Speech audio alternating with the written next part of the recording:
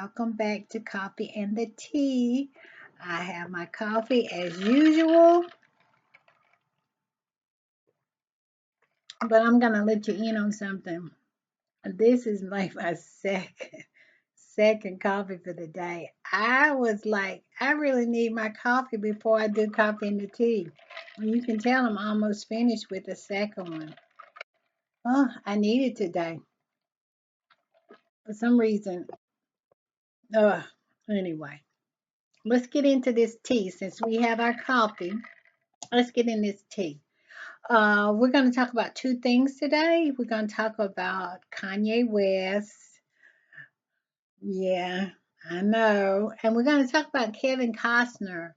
Some of the sweet, beautiful things he talked about when he was on this podcast.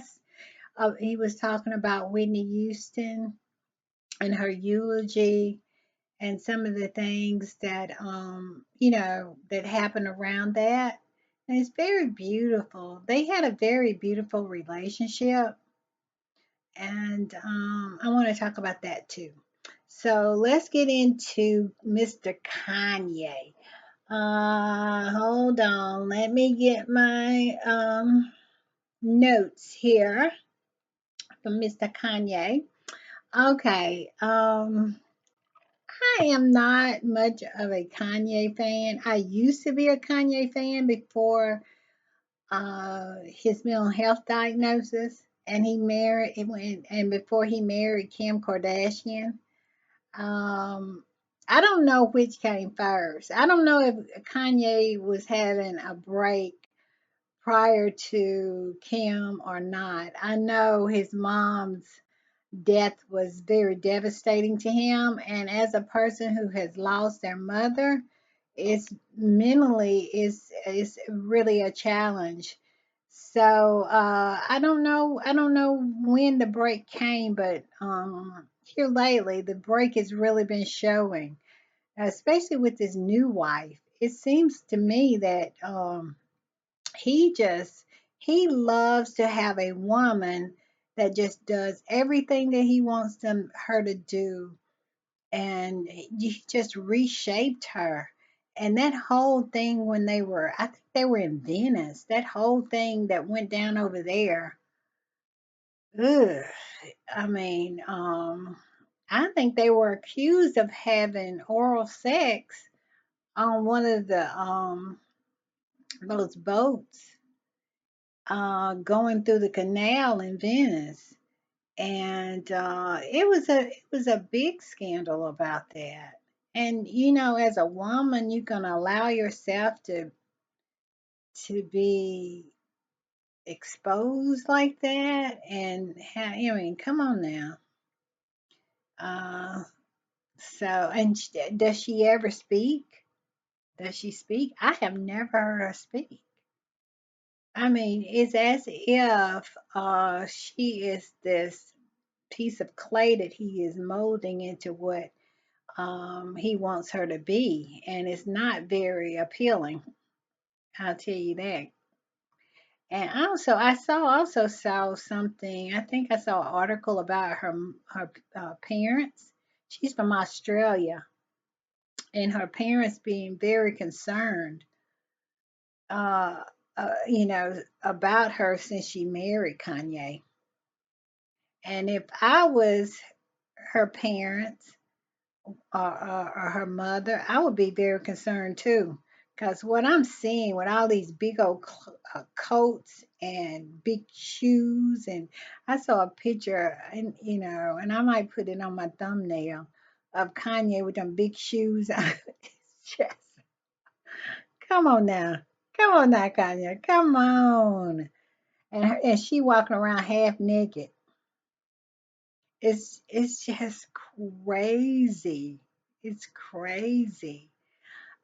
You never know with Kanye. You don't know if he's on his meds or off his meds. You don't know if this is calculated or this just him having a mental breakdown. You just never know with him, you know.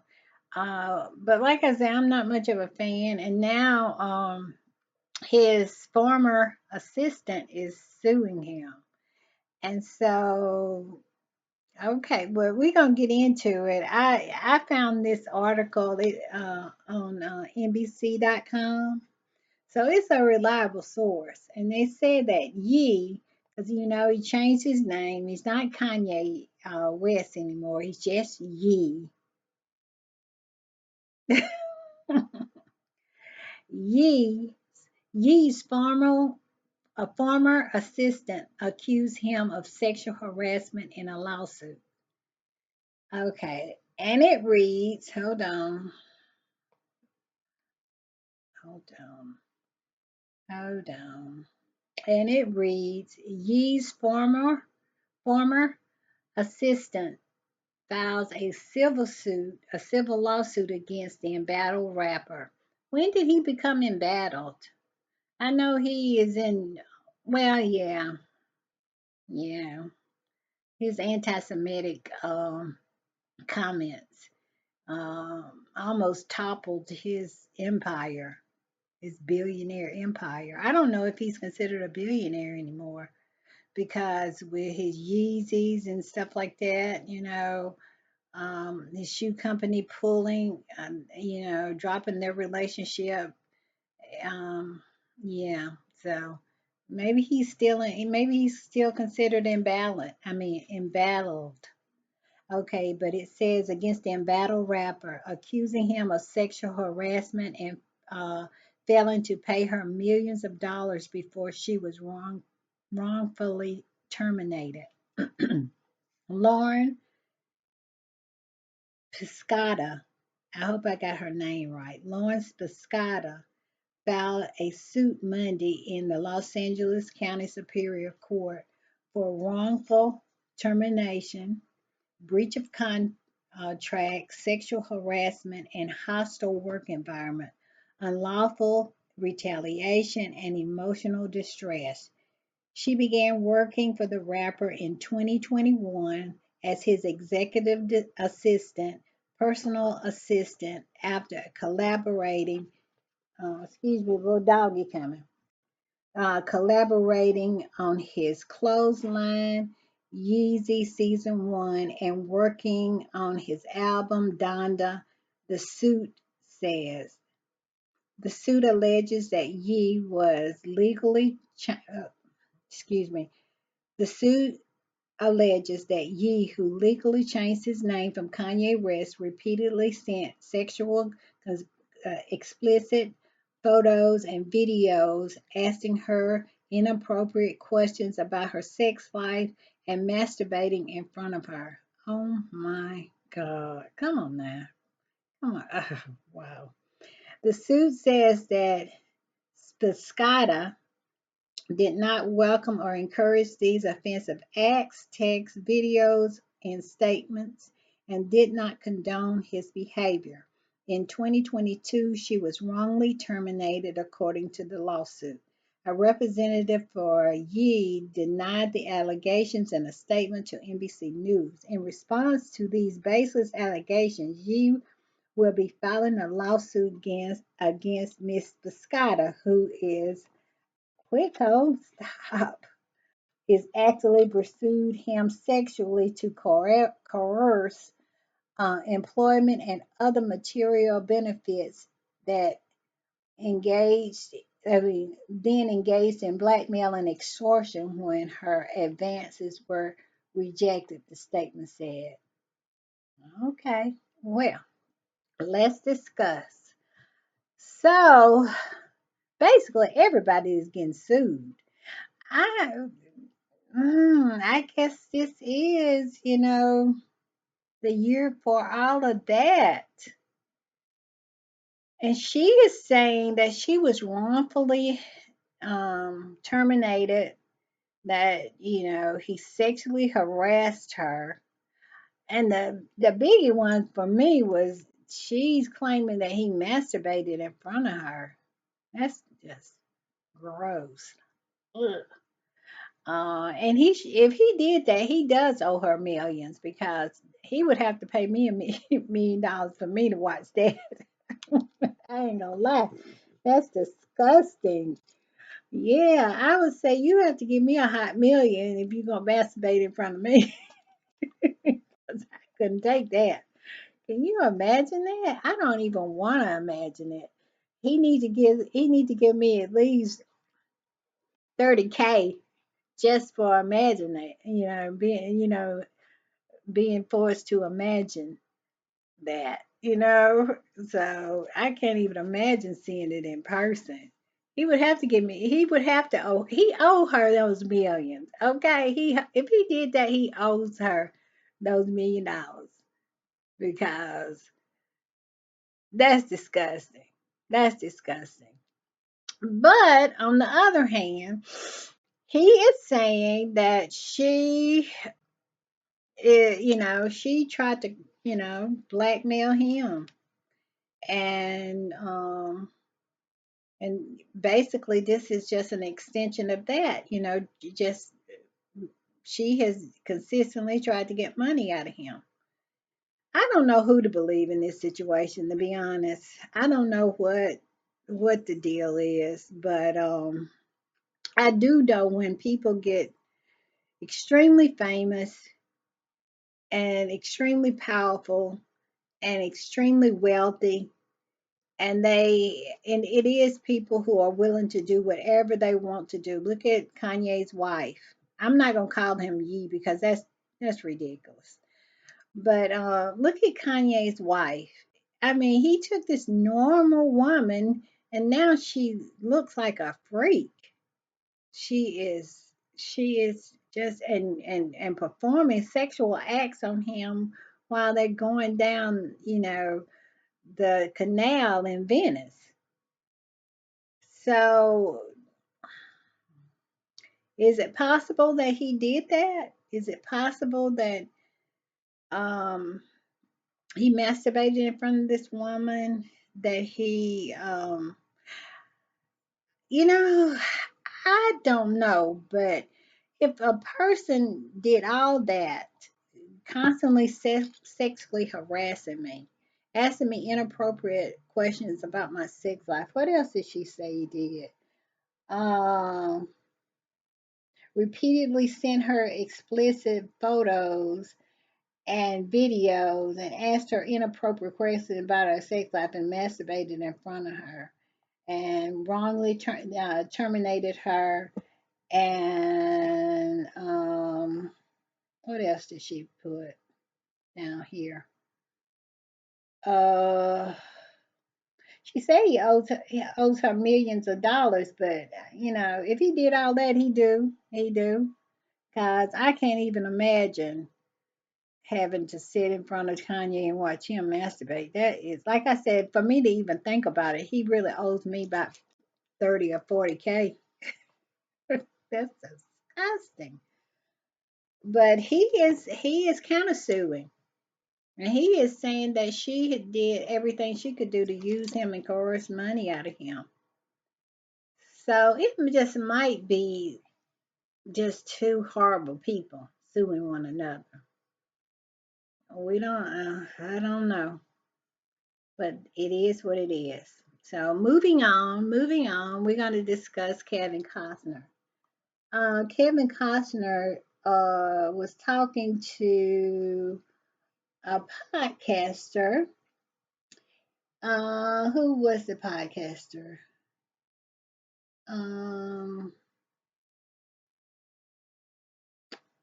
I found this in Huffington Post, okay, and it says um, Kevin Costner said he refused to shorten his Whitney Houston's eulogy for CNN. He said, "I don't care." Kevin Costner wouldn't let anyone stop him from eulogizing his friend Whitney Houston. The Oscar winner recently discussed writing an impassioned speech about the Bodyguard co-star for his public for her public memorial after she died in an accidental drowning in 2012, and how CNN was intrusive about its length. Okay, hold on. It had been working. Let's see, I had been working on the speech and I tried to compile everything I wanted to do and finally crafted this speech, Cosner said on an episode of the Armchair Expert with Dak Shepard. So it was Dak Shepard's podcast. A lot of people go on there. I think I saw Prince Harry went on there too. So it's a pretty popular podcast, and it was released on Monday, adding that Dionne Warwick was the one who asked him to speak at the memorial. And he says, somebody said the CNN is here. They wouldn't mind if your remarks were kept shorter because they're going to have commercials, he said. Costner continued to say, and I said they can get over that. They can play the commercials while I'm talking. I don't care. The actor recalls saying everything he needs to say in the 17 minutes he was one of only 8 guests chosen to speak due to his close bond with Houston. I remember when I'm old enough to remember when The Bodyguard came out. And I love that movie. And him and Whitney had this thing, had this connection. And I really think that it probably would have been different. It maybe would have been a whole different thing if Whitney wasn't married at that time. She was married to Bobby Brown, and I think I know when she did those videos, "Well, I Always Love You" video, that she was pregnant at the time with Bobby Christina. So, but I think he maybe had a thing for Whitney because, you know, he always rode hard for Whitney. He really did. And they had if you watch that movie, they really had an on air, an on screen chemistry that you could see that it was some feelings behind that whole thing. So I just think that was just so sweet of him. He just said, "No, I'm not doing that. I am going to say what I got to say, and I'm going to talk about my friend, and and make sure that she's eulogized like she deserves to be eulogized." So I just thought that was a beautiful story. After talking about Kanye and his masturbating and all that, you need to cleanse yourself and have a really good story. So Kevin Costner, he always seemed like a really nice guy to me. He can't really stay married. I think he's been married like 3 times or something, and it always ends badly. I think his last marriage maybe ended a year ago or so, and they always end badly. But I do think he had a thing for Whitney. I really do. Now, I think Whitney had a thing for him. I don't know because, like I said, she was married at the time of The Bodyguard, and she was pregnant at the time of the release of The Bodyguard. So her and Bobby had been together for a while, but you can really see the chemistry between the two on screen. So and then him coming out and making uh, you know, talking about her on this podcast just so compassionately and passionately, and saying how he was going to really eulogize her like she was supposed to be eulogized, and he wasn't cutting it short for nobody, not even CNN. I really think that he had some feelings for her. All right, that's all I have for the day. But and if anything else come up, I'll pop back up. But thank you for coming by and look at Cole. I think Cole thinks he's a star. Cause every time I get ready to do a video, Cole wants to be on it. All right. See you tomorrow. Bye.